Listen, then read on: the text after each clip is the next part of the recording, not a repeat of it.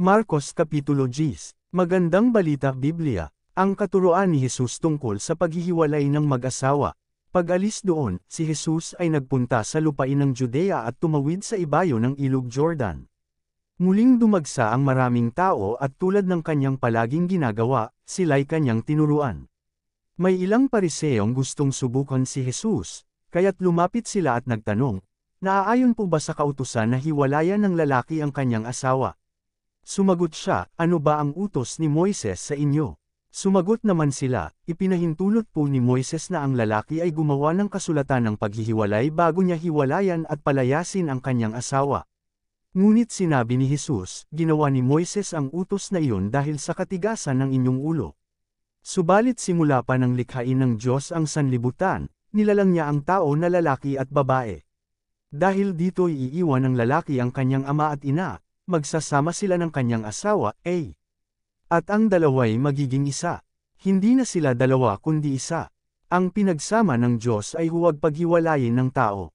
Pagdating sa bahay, ang mga alagad naman ang nagtanong kay Jesus tungkol sa bagay na ito.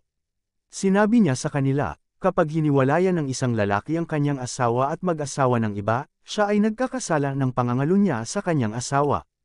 Gayon din naman, ang babaeng humiwalay sa kanyang asawa at mag-asawa ng iba ay nagkakasala rin ng pangangalo niya." Binasbasan ni Jesus ang maliliit na bata. May mga taong nagdala ng mga bata kay Jesus upang hilinging ipatong niya sa mga ito ang kanyang kamay, ngunit sinaway sila ng mga alagad. Nagalit si Jesus nang makita ito at sinabi sa kanila, "Hayaan ninyong lumapit sa akin ang mga bata, at huwag ninyo silang pagbawalan, sapagkat ang mga katulad nila ang mapapabilang sa kaharian ng Diyos. Tandaan ninyo, ang sinumang hindi tumatanggap sa kaharian ng Diyos, tulad sa pagtanggap ng isang bata, ay hinding-hindi makakapasok sa kaharian ng Diyos." Kinalong ni Jesus ang mga bata, ipinatong ang kanyang mga kamay sa kanila at binasbasan sila. Ang lalaking mayaman. Nang siya'y paalis na, may isang lalaking patakbong lumapit kay Jesus, lumuhad sa harapan niya at nagtanong, "Mabuting guro, ano po ba ang dapat kong gawin upang makamtan ko ang buhay na walang hanggan?" Sumagot si Jesus, "Bakit mo ako tinatawag na mabuti? Walang mabuti kundi ang Diyos lamang. Alam mo ang mga utos ng Diyos, huwag kang papatay, huwag kang mangangalunya, huwag kang magnanakaw, huwag kang sasaksi ng walang katotohanan, huwag kang mandiraya, igalang mo ang iyong ama at ina." Sumagot ang lalaki, "Guro, mula pa sa aking pagkabata ay tinupad ko na ang lahat ng mga iyan." Magiliw siyang tiningnan ni Jesus at sinabi, "May isang bagay pa na dapat mong gawin. Ipagbili mo ang iyong mga ari-arian at ipamigay mo sa mahihirap, at magkakaroon ka ng kayamanan sa langit. Pagkatapos, bumalik ka at sumunod ka sa akin." Nang marinig ito ng lalaki, siya'y nanlumo at malungkot na umalis sapagkat siya'y lubhang napakayaman. Tiningnan ni Jesus ang mga nasa paligid niya at sinabi sa mga alagad, "Tunay ngang napakahirap para sa mayayaman ang makapasok sa kaharian ng Diyos." Nagtaka ang mga alagad sa sinabi niyang ito. Ngunit muling sinabi ni Jesus, "Mga anak, talagang napakahirap para sa mga mayayaman na makapasok sa kaharian ng Diyos. Mas madali pang dumaan ang kamelyo sa butas ng karayom kaysa isang mayaman na pumasok sa kaharian ng Diyos." Lalong nagtaka ang mga alagad, kaya't nagtanong sila, "Kung gayon, sino pa kaya ang maliligtas?" Tiningnan sila ni Jesus at sinabi sa kanila, "Hindi ito kayang gawin ng tao, ngunit hindi ito imposible sa Diyos. Sapagkat ang lahat ng bagay ay kayang gawin ng Diyos."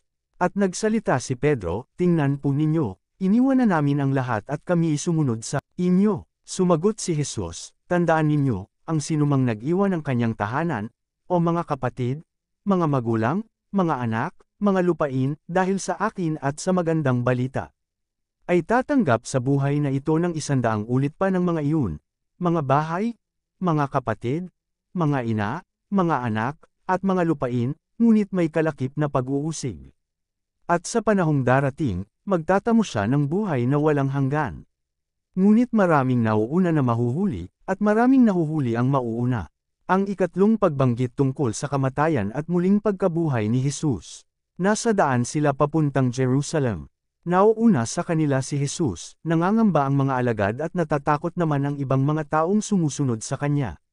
Muling ibinukod ni Jesus ang 12 at sinabi sa kanila ang mangyayari sa kanya. Sabi niya, papunta tayo ngayon sa Jerusalem kung saan ang anak ng tao'y ipagkakanulo sa mga punong pari at sa mga tagapagturo ng kautusan. Siya'y hahatulan nila ng kamatayan at ibibigay sa mga hentil. Siya ay kanilang hahamakin, duduraan, hahagupitin, at papatayin. Ngunit pagkaraan ng 3 araw, siya'y muling mabubuhay. Ang pagiging dakila. Lumapit kay Jesus ang mga anak ni Zebedeo na sina Santiago at Juan. Sinabi nila, Guro, may hihilingin po sana kami sa inyo. Ano ang nais ninyo? Tanong ni Jesus. Sumagot sila, sana po ay makasama kami sa inyong karangalan at maupo ang isa sa kanan at isa sa kaliwa. Ngunit sabi ni Jesus sa kanila, hindi ninyo nalalaman ang inyong hinihingi. Makakaya ba ninyong tiisin ang hirap na aking daranasin? Makakaya ba ninyo ang bautismong ibabautismo sa akin? Opo, tugon nila. Sinabi ni Jesus, ang kopang aking iinuman ay iinuman nga ninyo, at babautismuhan nga kayo sa bautismong tatanggapin ko. Ngunit hindi ako ang magpapasya kung sino ang mauupo sa aking kanan at sa aking kaliwa. Ang mga karangalang iyan ay para sa mga pinaglaanan. Nang malaman ito ng 10 alagad, nagalit sila sa magkapatid.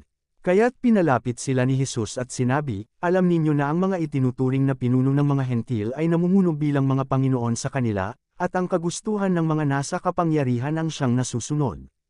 Ngunit hindi ganyan ang dapat umiral sa inyo. Sa halip, ang sinuman sa inyo na nais maging dakila ay dapat maging lingkod ninyo. At ang sinumang nais maging pinuno ay dapat maging alipin ng lahat.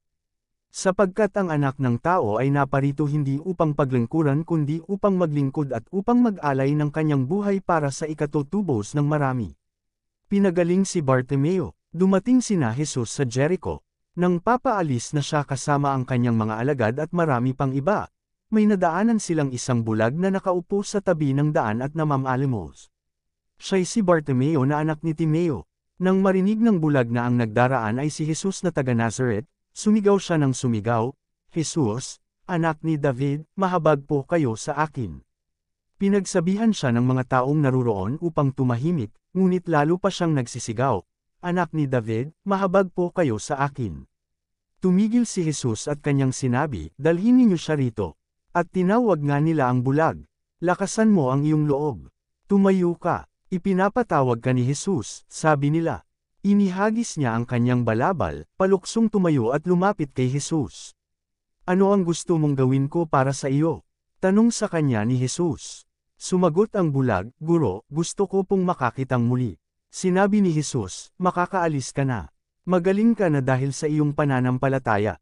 Noon di nakakita siyang muli, at sumunod kay Jesus. Footnotes. Marcos Kapitulo 10 versikulo 7.